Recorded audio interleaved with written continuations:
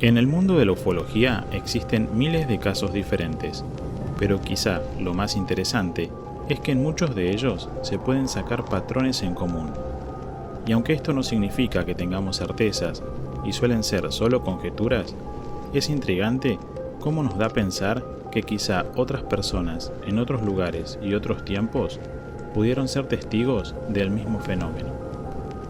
Uno de los encuentros cercanos del tercer tipo más terroríficos en la ufología sucedió el miércoles 7 de enero de 1970 en el bosque de Imjärvi, Finlandia. Tuvo como protagonistas a dos hombres, Arno Heinonen, un guardabosque de 36 años, y Esko Viljo, un agricultor de 38 años en ese momento. Ambos eran activos esquiadores quienes habían participado en varias competencias de fondo y solían salir a practicar en los nevados bosques de Imjärvi. Antes de ir a los acontecimientos, vale aclarar que por su perfil deportivo, sus protagonistas no bebían ni consumían ningún tipo de drogas, y tampoco habían leído en su vida algún libro sobre ovnis o parecido alguno. Según relatan, aquel era un día sin viento, hacía unos 17 grados bajo cero, y después de esquiar un tiempo, decidieron parar en un claro donde solían descansar un rato. Eran las 16:45, y como en esa época suele oscurecer temprano, ya se podían ver algunas estrellas en el horizonte.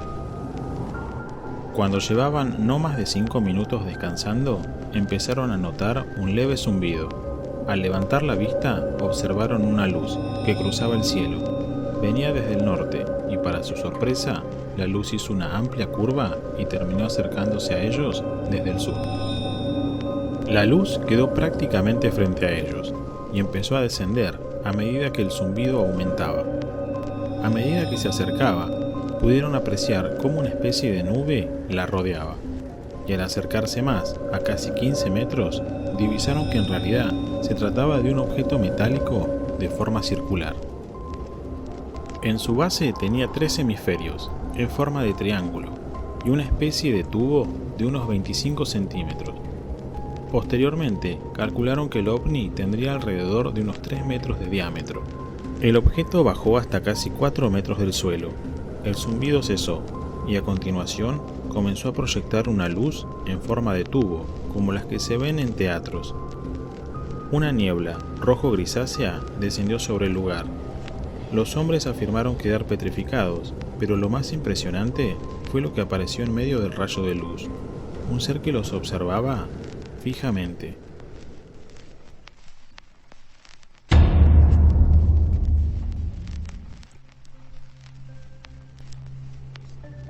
Según la declaración de Viljo y Heinonen, lo que los observaba era un ser que estaba de pie en medio del rayo de luz, el cual sostenía una caja negra en las manos.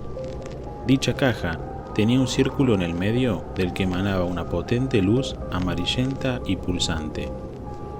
Los dos protagonistas describieron al ser con las mismas características. El ser tenía menos de 1 metro de altura, brazos y piernas delgados. Su cara era blanca, pálida como de cera, ojos negros, nariz ganchuda y orejas pequeñas pero puntiagudas. Llevaba puesto una especie de mono, de un material verde claro, y las botas por encima de las rodillas, con guantes blancos hasta el codo. Agarraba la caja con una especie de dedos que parecían garras, en la cabeza un casco cónico que brillaba como si fuese metal. El ser apuntó la caja hacia Heinonen y lo iluminó con su luz.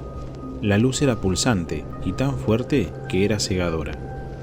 Al mismo tiempo, bajaba nuevamente la niebla rojo-grisácea, y cuando se acercaba a la nieve causaba unas chispas enormes. Algunas de estas chispas llegaron hacia los dos hombres, pero no tuvo ningún efecto sobre ellos. La niebla fue espesándose hasta el punto en el que dejaron de ver al ser verde y que Heinonen y Viljo se perdieron de vista entre sí. Todo esto sucedió en lo que ellos calculan que fue un tiempo estimado de unos segundos. A continuación, la luz volvió al tubo, y la niebla comenzó a desaparecer de forma abrupta. Cuando la niebla se disipó, se dieron cuenta que ya no había nada frente o arriba de ellos. Estaban totalmente solos nuevamente.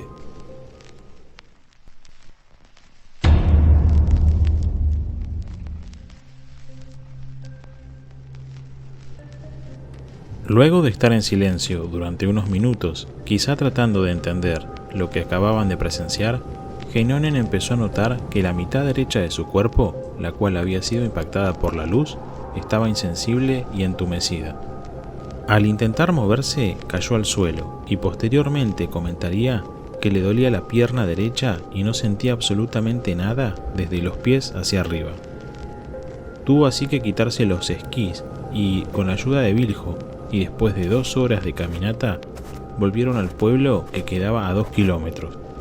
Fueron a la casa de los padres de Heinonen, ya que no se sentía nada bien. Para ese entonces le dolían las extremidades y la espalda. Tenía un fuerte dolor de cabeza y al cabo de unos minutos vomitó.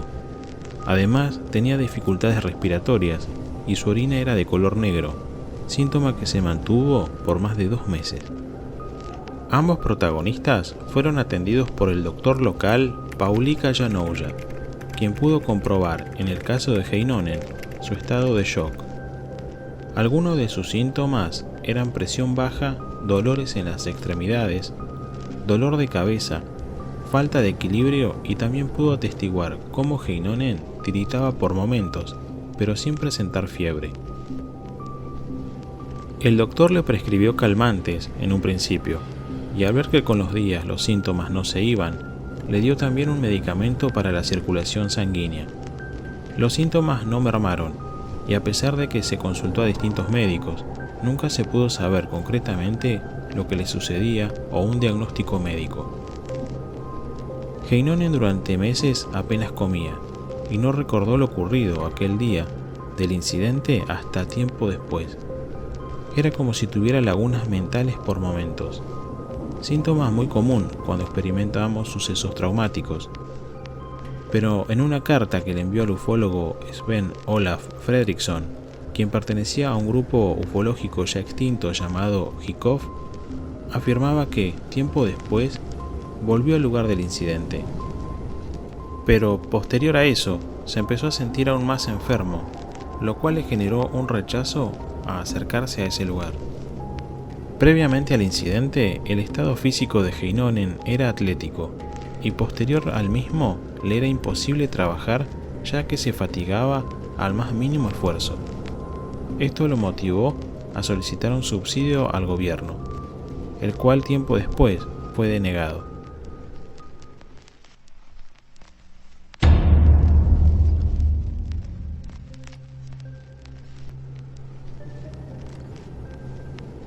Por su parte, Scoviljo no percibió ningún daño inmediatamente después del suceso, pero mientras llevaba a su amigo al pueblo, ya al pasar 1 hora, comenzó a sentir que le costaba mantener el equilibrio y que la cara se le inflamaba. Posteriormente se le enrojecería.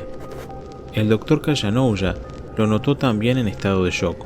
Informó que hablaba atropelladamente y con incoherencias. Le prescribió calmantes para que pudiera dormir, pero a la mañana siguiente, Viljo le informó que continuaba con problemas de equilibrio y tenía la sensación de falta de peso en sus piernas.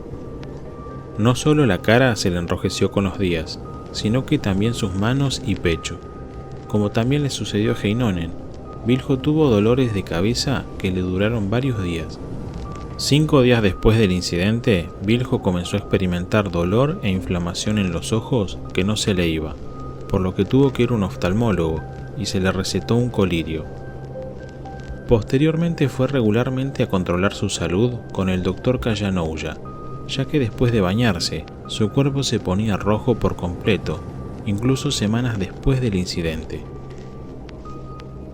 En una carta al ufólogo Sven Olaf Fredriksson, le informaba que otras personas también habían ido al lugar del incidente y posteriormente se habían sentido mal por unos días. Viljo lucumbraba que se trataba de algún tipo de infección. Según el doctor Kajanouja, tanto Heinonen como Viljo presentaban síntomas similares y que si bien en un principio pensó que su malestar podría ser algún efecto por el shock que habían sufrido, terminó concluyendo que todos sus síntomas coincidían con la exposición a alguna fuente radioactiva. El doctor, al no tener instrumental para medirlo, no podía ser concluyente, pero lo que sí podía asegurar es que la orina negra se prolongó durante meses, lo cual confundió su diagnóstico y no supo prescribirles un tratamiento concreto y efectivo. Lo que muchos desconocen del caso Imjarvi es que en la misma fecha y hora del incidente, la luz también fue atestiguada por 3 testigos posicionados en localidades distintas pero cercanas al bosque. Uno de ellos incluso atestiguó que no fue la primera vez que vio la luz, sino que un año atrás, prácticamente en la misma época, la había podido observar también en cercanías del bosque.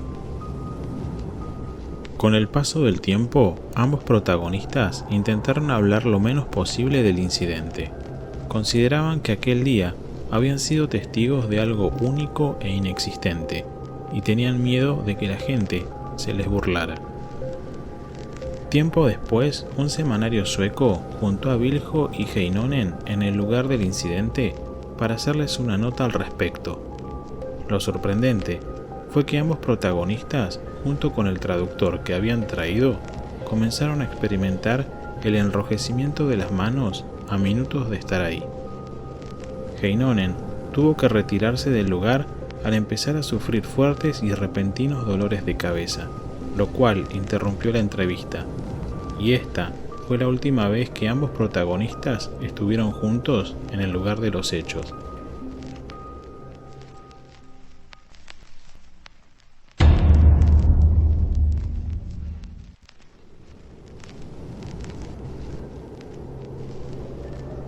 Quizás como conclusión hay que decir que hay un paralelismo claro entre las características físicas del ser observado por Heinonen y Viljo y las historias sobre duendes o trasgos en el folclore finlandés.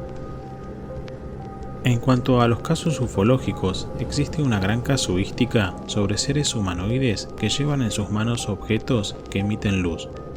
Algunos de ellos son el caso Conil de 1989, el caso Standek y Río Piedras, en Puerto Rico, en 1980. El interrogante que nos queda es si existe alguna conexión entre el folclore finlandés y los casos humanoides. ¿Es posible que estos seres hayan sido vistos en otras épocas, pero interpretados de forma distinta?